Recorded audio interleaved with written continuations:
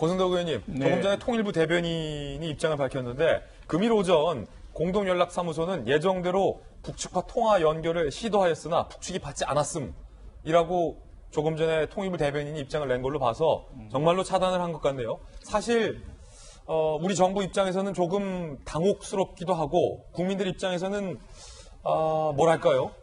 굴욕적인 조치 아니냐라는 분석도 좀 나왔던데 고 의원님 보시기엔 어떻습니까? 어떻게 보면 이제 뭐 설마 했는데 지금 한 단계씩 가고 있다고 하는 시그널로 지금 일단 뭐 전화선을 끄는 것 같거든요. 근데 이제 최근에 돌아간 걸 보게 되면 좀 이례적인 부분들이 있어요. 뭐냐면 코로나 사태 때문에 여러 가지 이제 북한 경제가 어려워졌다고 하는데 그동안 북한 최고 지도자는 경제 문제는 누구한테 맡긴 다음에 나중에 책임을 추궁해서 때로는 이제 경제 담당 우리나라로 치면은 뭐 장관이 처형되기도 하고 이런 식으로 항상 그 경제 문제만큼은 직접 챙기지 않는 게 관리했는데 이번에 처음으로 김정은 이 위원장이 평양 시민들의 생활 보장이라고 하는 걸 처음 이야기한 거예요. 그 이야기는 이 평양 시민들마저도 생활 보장이 안 되기 때문에 나온 거라고 하는 어떤 위기감이 들어지는데 저는 이제 김여정의 담화 이렇게 하면서 지금 진행되고 있는 상황이 어떤 코로나 때문에 북한의 어떤 민심이 흉흉한 걸 돌파하려고 하는 마치 그 바깥 때리기 전략인지 아니면 정말 그동안 북미회담이 이런 게 개선이 안 돼가지고 삐져가지고 정말 대적 이제 사업으로 간다고 하는 그런 건지가 아직은 구별이 안 된다고 일단 보고요. 예. 북한 쪽으로서 보면은 제일 그 메시지를 주기 쉬운 게 전화선 끊는 거죠. 이건 뭐 돈도 안 들고 복구하는 것도 쉽습니다. 다시 붙이면 되니까. 네. 예. 뭐 언제든지 뭐 이렇게 톡 차단 뭐 해제하듯이 하면 되는데 그리고 이제 그 다음에 언급한 게 금강산 관광 폐지인데 이것도 이미 이제 폐지가 돼가지고 코로나 때문에 금강산 시설 낡은 거 철거하라고 하는 지시까지 이미 내려졌는데 코로나 때문에 못하고 있는 거예요. 예. 그래서 만약에 코로나 상관없이 진행이 된다고 하면 이것도 사실 예정된 거지 새로운 건 아니라고 볼 수가 있는데 개성공단 이 철거라든가 개성공단은 지금 현재 놔두면 되는 거거든요. 자기대로 쓸 수가 있고 그런데 철거한다고 하는 건 어떻게 보면 굉장히 앞으로 나가는 거죠. 거기다가 옛날에 그 북한 사단이 있었는데 철수시키고 들어왔지 않습니까? 공단이. 그렇기 때문에 굉장히 어떤 정말 대적 사업의 어떤 상징이 될 수도 있고 그다음에 남북 군사 합의 파기 같은 경우는 사실 이제 휴전선에서 총격이 뭐 오고 갈 수도 있고 우발적인 사태가 있을 수도 있어요. 이미 GP에서 한번 그게 우연인지 의도인지는 아직 모르겠으나 그렇죠. 사고가 있었죠. 그렇지만 이제 이번에 김여정 담화가 남한을 공격하자 이런 이야기는 아닌 거예요. 예. 근데 적으로 보고 우리가 상종 안 하겠다 이런 거고. 그렇군요. 그래서 이제 그동안 진행되는 결국은 이번에 전해상 끄는 걸로 인해서 우발적인 어떤 그 적대적인 충돌이 서로 이렇게 핫 라인으로 해결될 수 있는 이 소지가 없어졌기 때문에 적어도 남북 간의 군사적 긴장감은 고조될 수 있는 환경은 됐다.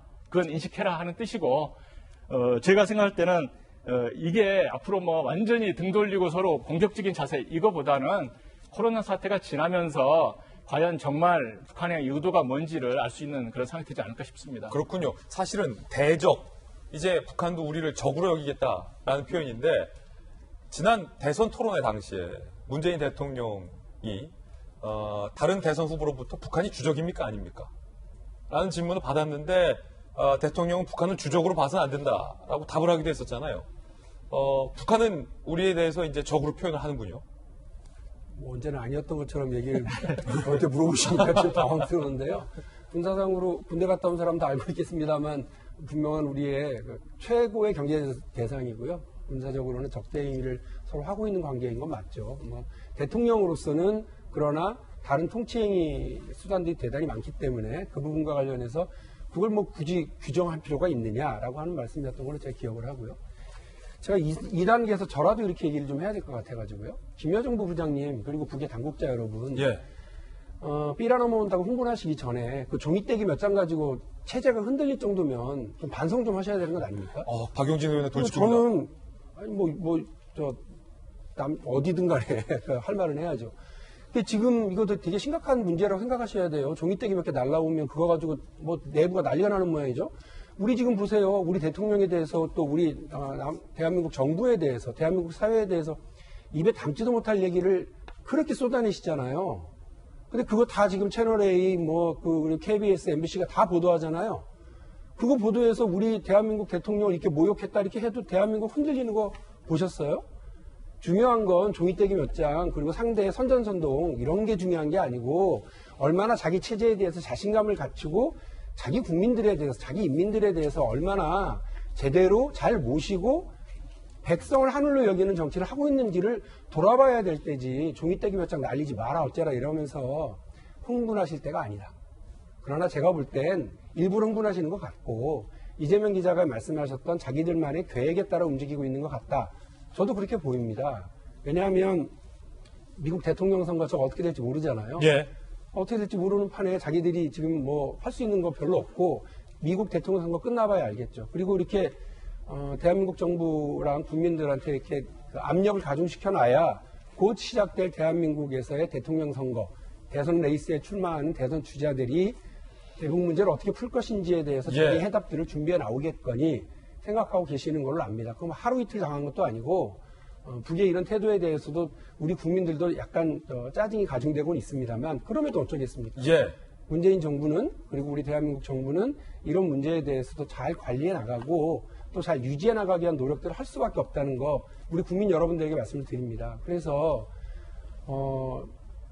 삐라 몇 장 날리냐 못 날리냐의 문제가 아니라 어쨌든 그걸과 관련해서 예전에는 대북 삐라를 날리는 장소에 대한 그 원점 타격을 하겠다고 하는 그 경고까지 나왔던 상황에서 그 지역의 주민들이 대단히 불안해하고 계시잖아요. 그럼 우리 국민들의 안전을 보호해야 되는 입장에서도 대북 삐라를 보내고 말고의 문제를 떠나서 우리 국민들의 안전을 지켜야 되는 정부 입장에서는 삐라를 살포하려고 하는, 보내려고 하는 행위에 대해서 이러저러한 제재 조치를 취할 수도 있다고 저는 생각합니다.